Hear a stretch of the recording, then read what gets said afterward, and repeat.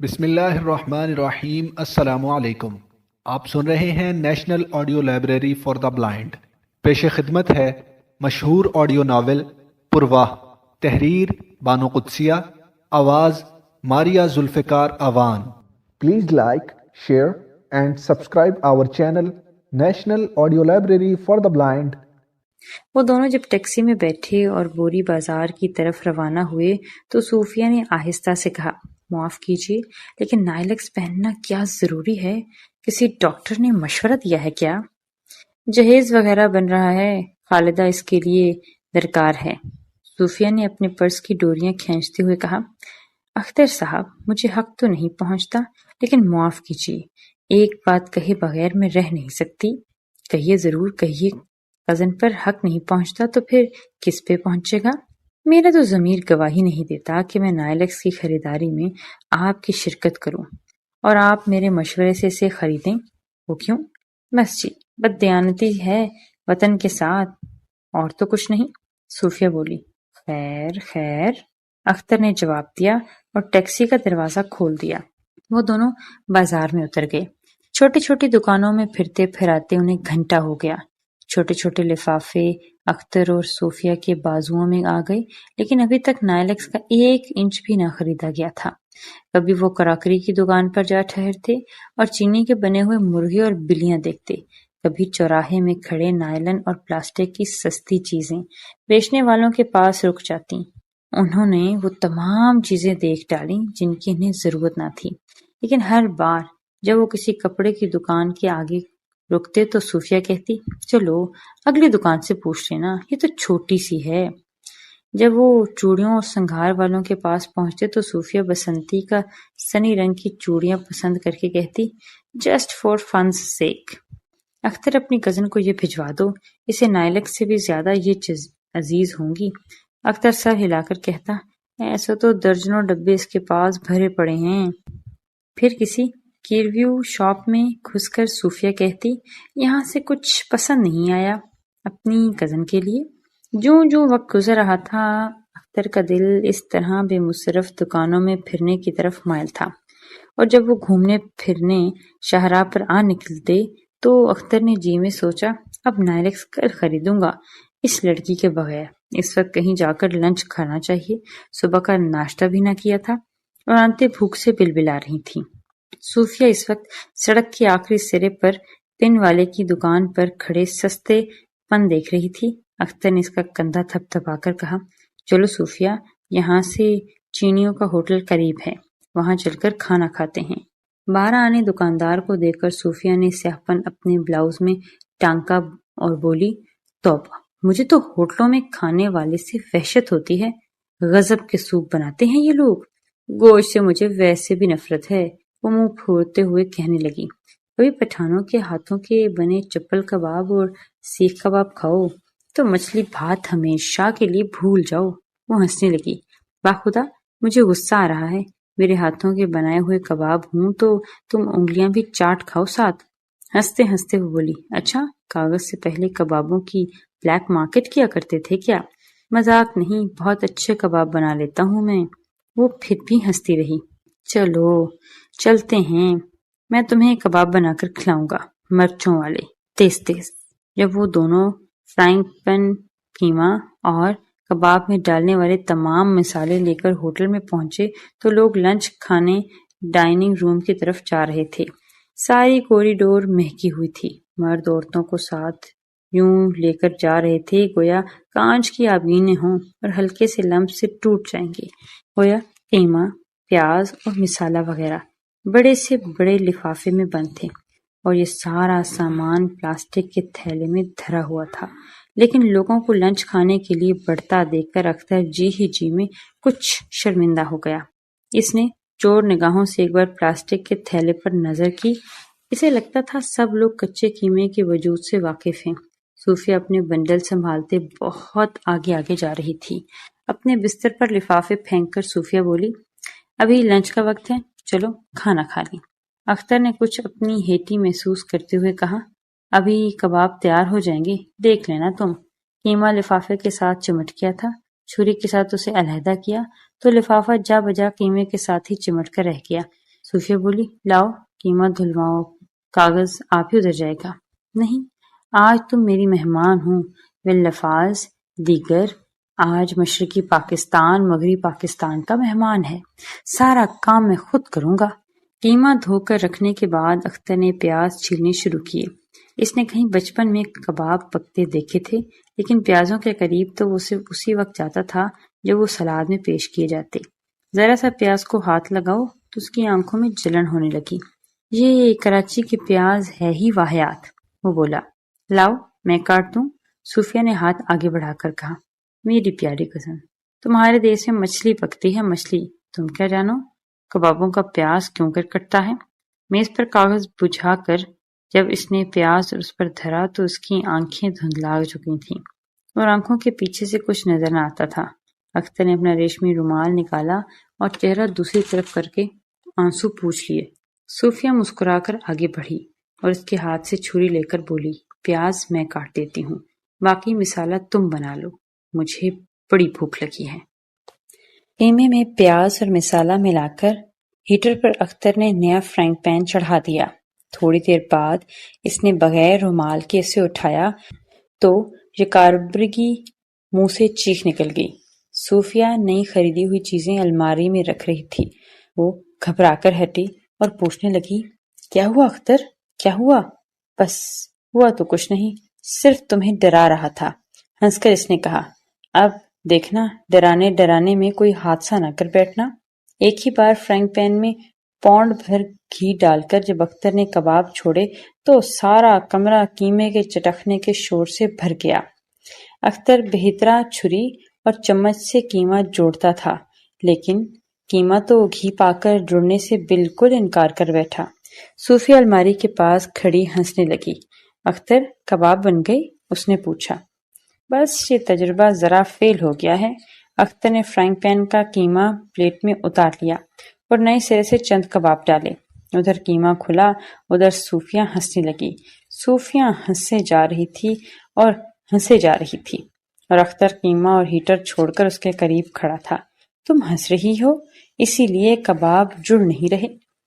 ہنسی بڑھتی جا رہی تھی۔ تم بہت بدتمیز ہو، اختر چلایا۔ کباب چپلی ہوں گے کہ سیخی؟ ہنستے ہوئے صوفیہ نے پوچھا۔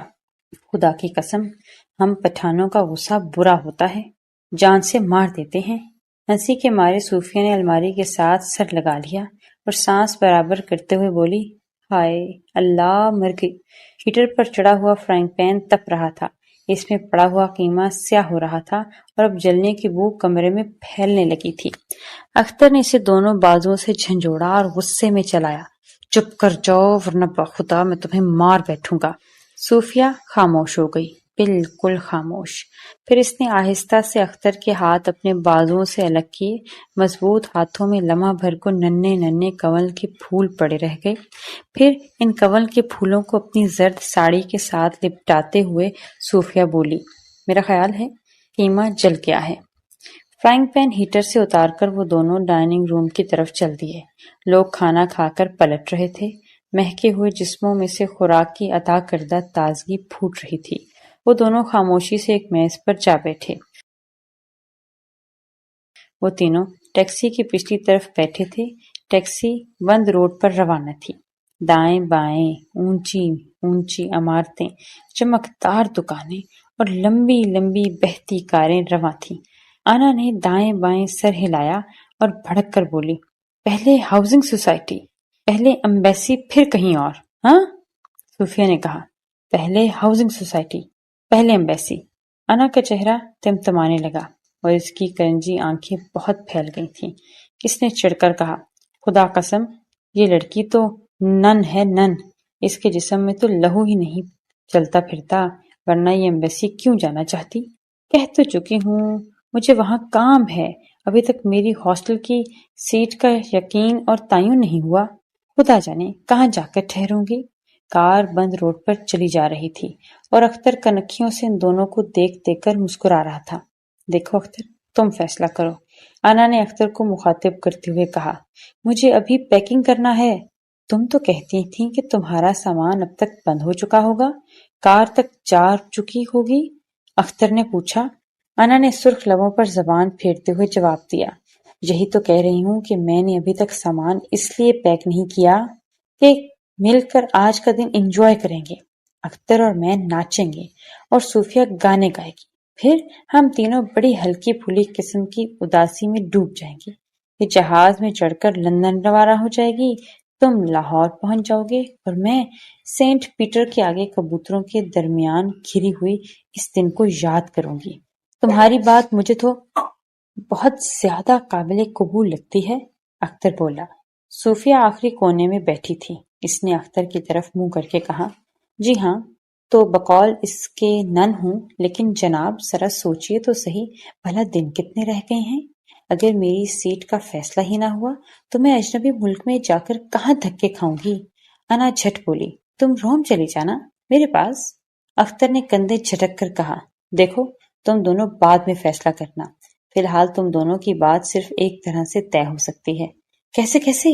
انا چلائی، کار بند روڈ پر بہت دور نکل آئے۔ دیکھو مجھے آقا زمان علی کے ہاں کچھ کام ہے، تم تھوڑی دیر وہاں چلی چلو، پھر وہاں جو پروگرام بنے گا دیکھا جائے گا۔ اور ان کا گھر کہاں ہے؟ انا نے پوچھا۔ ہاؤسنگ سوسائٹی میں۔ منظور منظور منظور، انا چلائی، تم مجھے ایمبیسی چھوڑاؤ۔ سچ؟ صوفیہ نے التجا کی۔ اس لڑکی میں اسپورٹس مین شپ بھی نہیں ہے۔ چلو اختر، سیدھے ہاکس بے، وہاں سے اسے سمندر میں پھینک آئیں۔ چلو، چاہے 2 گھنٹے لگیں، لیکن ہوں گے تو ہم ہاؤسنگ سوسائٹی میں نہ پارک ماریا۔ یہ لڑکی کہاں سے میرے پلے پڑ گئی؟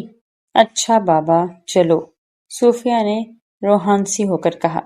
Housing society driver, housing society کیلنڈری، آنا بولی، اور پھر سینے پر سلیپ کا نشان بنا کر بولی، میرا تو جہاز میں پاک ماریا ہی ساتھ دے گی، ورنہ اس نن کے ساتھ تو بربادی ہے بربادی۔ ٹیکسی ہاؤسنگ سوسائٹی کی طرف روانہ ہو گئی۔ انا پیروں سے تال پٹیتی، ہاتھوں کی چٹکیاں بجاتی ایک ہسپانوی گیت گانے لگی۔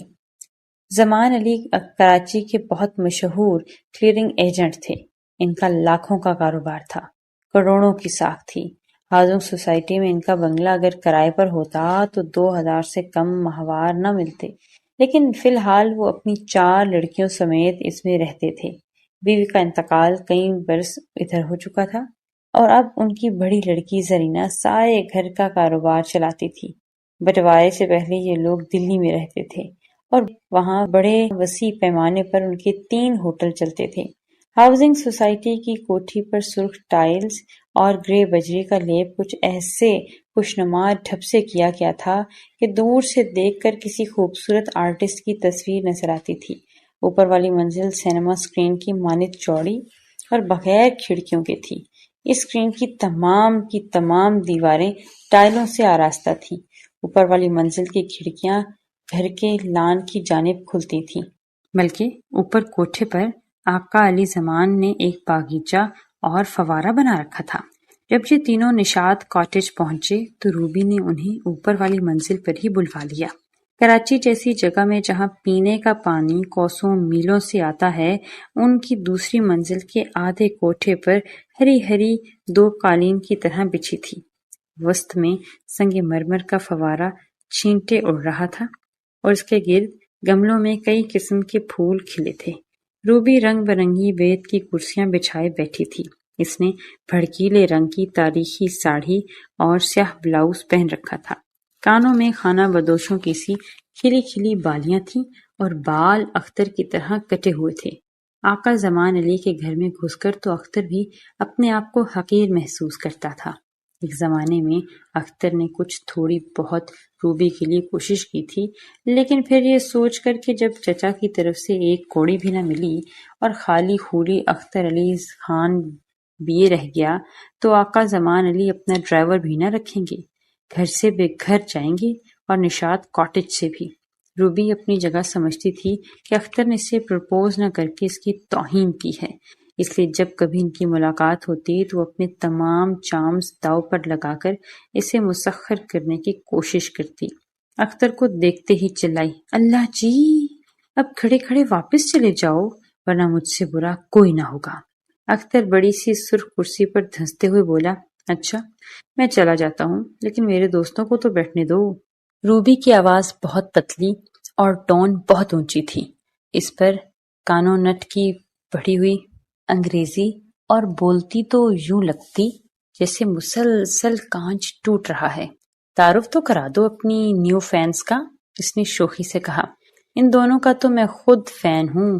یہ ہیں آنا، اطالیہ کی ایمبیسی میں کام کرتی ہیں اور آج کل میں واپس جا رہی ہیں وطن۔ یعنی کون سے وطن؟ ظاہر ہے اطالیہ، روم۔ اور یہ ہیں محترمہ صوفیہ ربیع الدین، انگلستان MED کرنے جا رہی ہیں۔ بس چند دنوں میں کراچی پہنچنے سے پہلے ڈھاکہ میں پروفیسر تھیں۔ لیکچرار؟ روبی نے کرسی پر بیٹھی ہوئی چھوٹی سی صوفیہ کی طرف دیکھ کر پوچھا۔ جی ہاں، میں لیکچرار تھی، اکنامکس کی، صوفیہ نے جواب دیا۔ بات بے بات گڑبڑ پیدا کرنے والی انا خاموش تھی، کبھی اختر کی طرف دیکھتی تھی، کبھی صوفیہ کی طرف۔ کافی پلاؤ گی کہ چائے؟ تمہیں تو جوتے کھلاؤں گی بے مروت، روبی چہک کر چیخی۔ پھر اس نے زرد رنگ کی کرسی سے لگی ہوئی گھنٹی کا بٹن دبایا۔ نیچے کہیں اس کی آواز اٹھی ہوگی۔ بظاہر تو گھنٹی بھی نظر نہ آتی تھی۔ آقا صاحب کہاں ہیں؟ اختر نے سوال کیا۔ وہیں، اور کہاں؟ روبی نے جواب دیا۔ اختر خوب جانتا تھا کہ وہیں کا مطلب زمان علی کی لائبریری تھی۔ اس نے اٹھتے ہوئے کہا، اچھا روبی، تم ذرا ان لڑکیوں کا دھیان رکھنا، میں ابھی آتا ہوں۔ ہائے اللہ، چلے؟ کافی تو پیتے جاؤ، گول گول بالیں جھٹکاتے ہوئے روبی بولی۔ تم لوگ شروع کرو، میں بھی آتا ہوں۔ دیکھو اختر، خدا کے لیے مردوں والی گوسپ میں نہ پڑ جانا۔ اگر دیر کی تو خدا قسم جوتے مار کر نکلوا دوں گی یہاں سے۔ ہاں دیکھنا جوتے ہائی ہیل والے نہ ہوں، مجھے سلپروں کی عادت ہے۔ اختر سیڑھیاں اترتا ہوا بولا۔ خدا قسم، خدا قسم، بے حیا ہو تم، اول درجے کے۔ مجھے تو خالدہ پر ترس آتا ہے، بدبخت ماری گئی، ماری گئی۔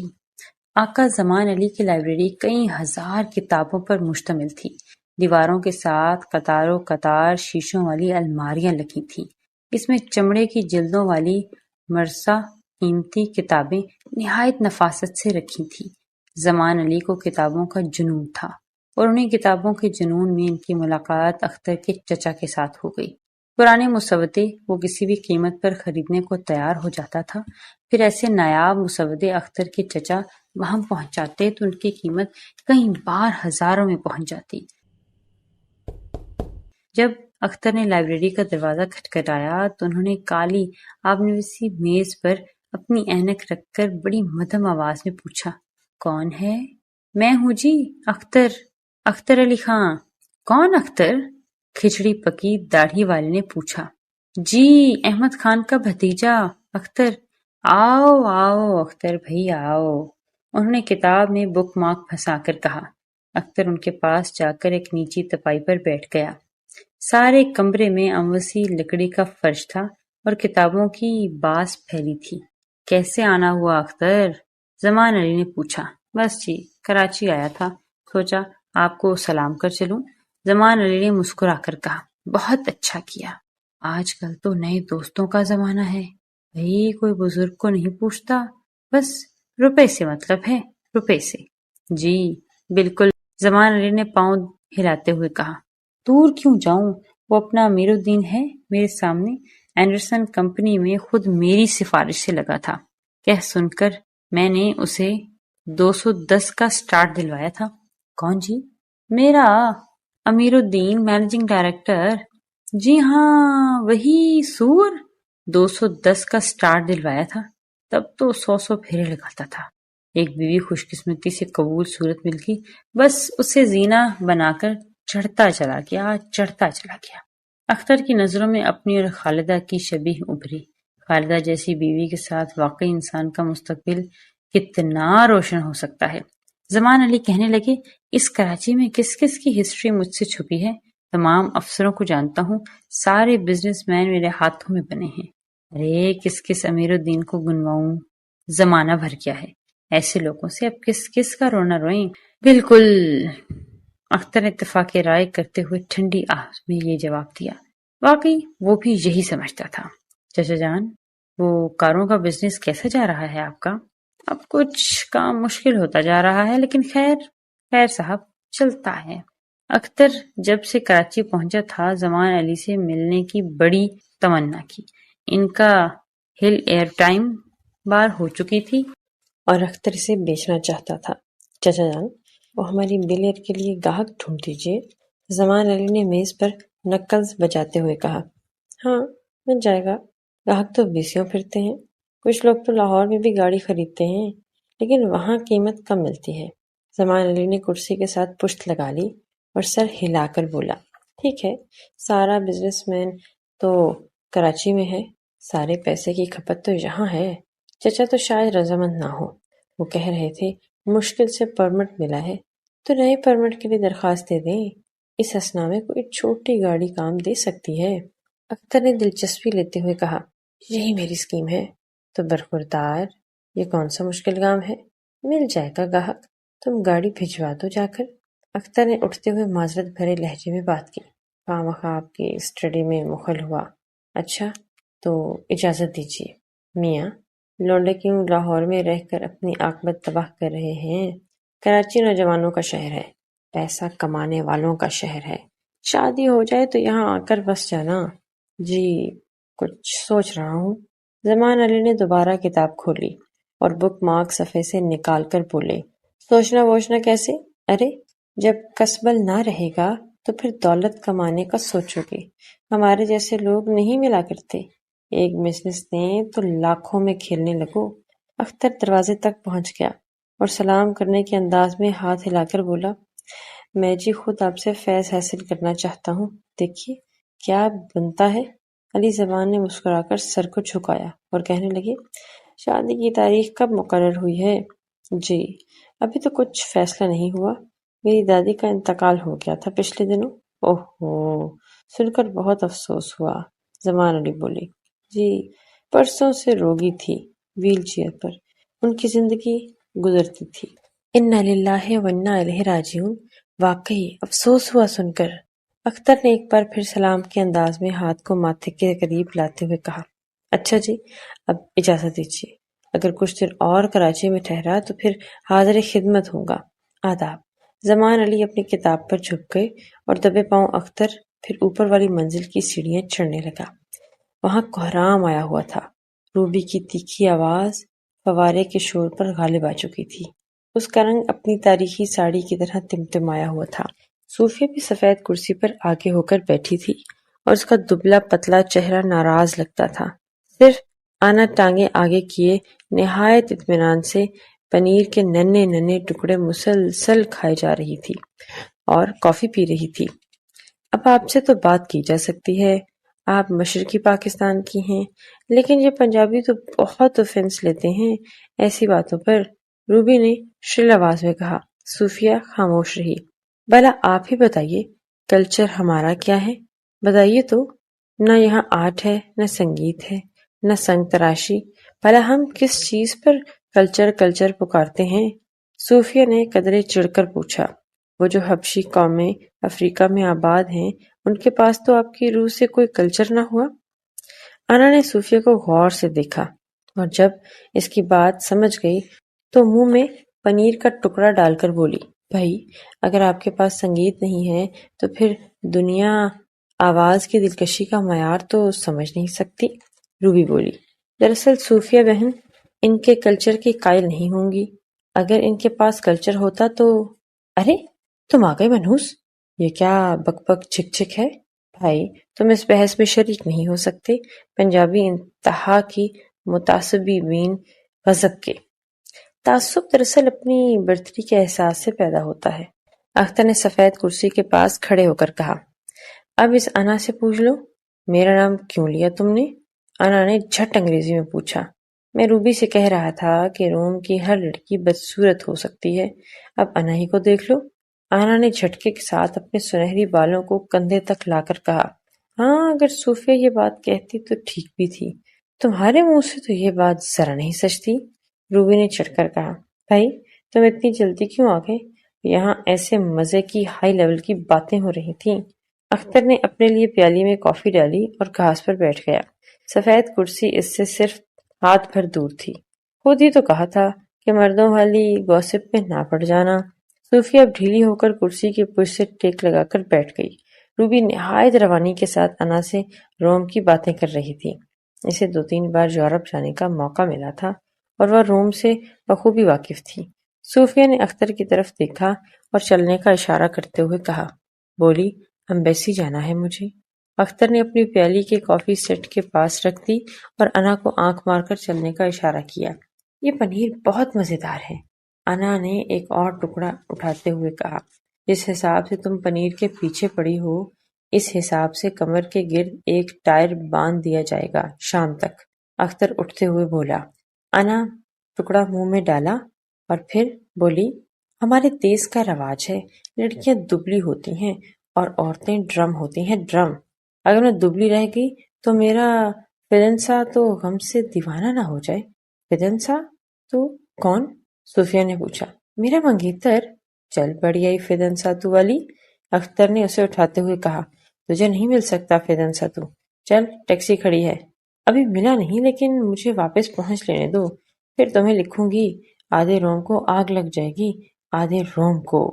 ٹیکسی میں انا ان دونوں کے درمیان بیٹھی تھی اور وہ آپس میں بچوں کی طرح جھگڑ رہے تھے۔ تم انا میرے پاس سیدھی ڈھاکہ آنا، ایڈن کالج۔ اختر زور سے چلایا۔ ڈھاکہ میں کیا دھرا ہے؟ جب آؤ گی تو لاہور آنا۔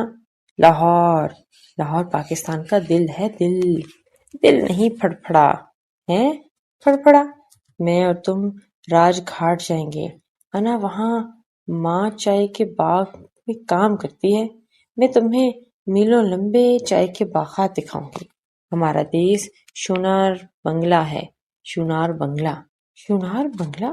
وہ کیا چیز ہوتی ہے؟ انا نے پوچھا۔ سنہری بنگال۔ سن انا، میں تجھے بلدہ گارڈن دکھاؤں گی، صوفیہ بولی۔ ارے جناح باغ کے سامنے بلدہ گارڈن کی کیا حیثیت؟ جانے من لاہور آنا، شالیمار میں تجھے 11 ڈیزی گن کی سلامی ملے گی۔ کرنا فری ریم پر چلو گی نا، جنگل میں منگل دیکھنا ہو تو بنگال آنا۔ بنگال؟ اختر چلایا۔ بنگال ونگال کا جادو اب ختم ہو چکا ہے۔ جس نے جہانگیر کا مقبرہ نہیں دیکھا اس نے کچھ نہیں دیکھا، بس۔ انا لاہور میں نہ سنگیت ہے، نہ آرٹ، نہ سنگ تراشی، وہاں کیا دیکھے گی بھلا؟ صوفیہ بولی۔ اس پر تینوں کو ہنسی آ گئی، لیکن جلدی سے اختر نے محاذ قائم کر لیا۔ لاہور زندہ باد، جو لاہور نہ آئے وہ کافر، جو ڈھاکہ نہ آئے وہ کافر بھی، مرتد بھی۔ ہاں۔ انا نے اپنے بازو پھیلائے اور ان کے سر پکڑ کر ٹکرا دیے۔ ایک بار ہی ٹکر کر کیوں نہیں مر جاتے پہاڑی بکروں؟ صوفیہ ماتھا ملتی ہوئی پیچھے ہٹ گئی اور اختر نے کہا، قسم انا، ہمارے ہاں ایک محاورہ ہے، جس نے لاہور نہیں دیکھا وہ پیدا ہی نہیں ہوا۔ انا چمک کر بولی، اور تم نہیں جانتی کہ دنیا کی تمام سڑکیں روم جاتی ہیں؟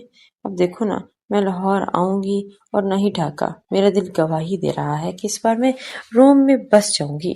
پھر تم دونوں میرے پاس آنا، اکٹھے، میں تمہیں اپنے گاؤں لے جاؤں گی۔ ہمارے گھر کے ساتھ انگوروں کے باغ ہیں، ہم تینوں وہاں گھومیں گے، پھر ہم اپنے فلیٹس روم جائیں گے۔ میں تمہیں سینٹ پیٹر دکھاؤں گی اور وہاں کی سڑکوں پر باغوں میں باہیں ڈالے پھریں گے، یعنی ہم 4، تب تک میرا فدن ساتھ ہوگا۔ لمحہ بھر کو اختر کی نگاہوں نے صوفیہ کی نظروں کو اپنی گرفت میں لے لیا اور پھر جیسے خود ہی شرمندہ ہو کر یہ گرفت ڈھیلی پڑ گئی اور وہ کھڑکی سے باہر دیکھنے لگا۔